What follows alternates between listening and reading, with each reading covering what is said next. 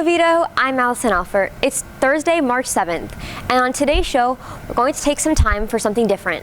It's a presidential election year, and after the Super Tuesday results this week, only two major party candidates remain for 2024.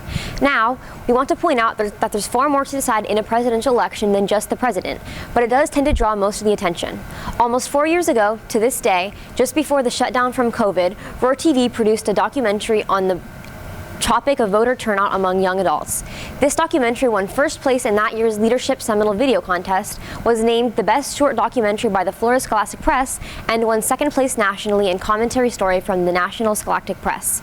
We hope that it promotes a greater awareness on the significance of voting. Citizenship, service to the United States, personal responsibility, and a sense of accomplishment. These are the values of the Oviedo High School NJROTC unit. I have 30 years in the service. Master Chief has 26 years in the service. So they start picking up on our history and what we've done in the service, and our stories let them know what we've done and how our years of service has given back to the United States. Our graduating seniors, they're going to be voting. They're our next generation. And so they need to be well informed of what that vote truly means to them. And I think that's something that ROTC talks to. Yet, nationwide, most in that next generation skip out on exercising their right to vote. 2018 saw a 36% turnout rate amongst 18 to 29-year-olds, an increase from 20% in 2014. The youngest age group consistently ranks last in voter turnout.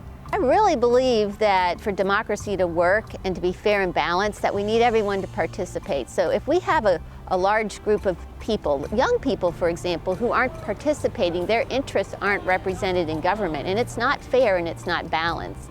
In an effort to right that imbalance, one group of students at Seminole State College believes the solution could be in providing early voting on campus and presented their case before the school's Board of Trustees. We have more like 30,000 students that attend SSC. If they're already on campus, then they can just take a walk to maybe the C building or to the H building just to be able to make sure their voices are heard. It would allow easy access for them to be able to place their vote. Voting should be one of the, if not the most accessible things that a person can do because of how important it is to our democracy.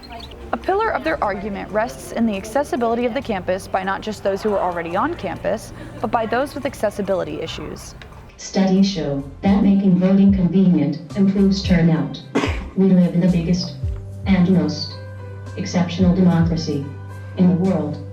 So I'd love for my local college to lead the way and take access to voting out of the shade and show it some Florida sunshine.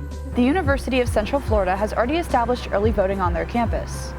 According to UCF News, the UCF student voting rate has not only increased between the past two midterm elections, but their voter turnout is 9.2% higher than the national average of other higher education institutions.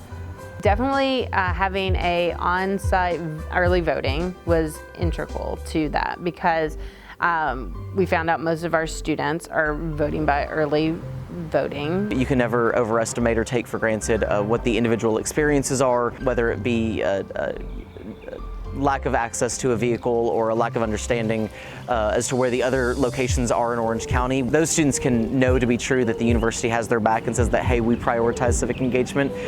I see it as any other learning that we do with students. So it's just part of student curriculums that you need to learn how to vote. Early on, I realized, oh, this is where we're having issues, is like students don't know where to vote.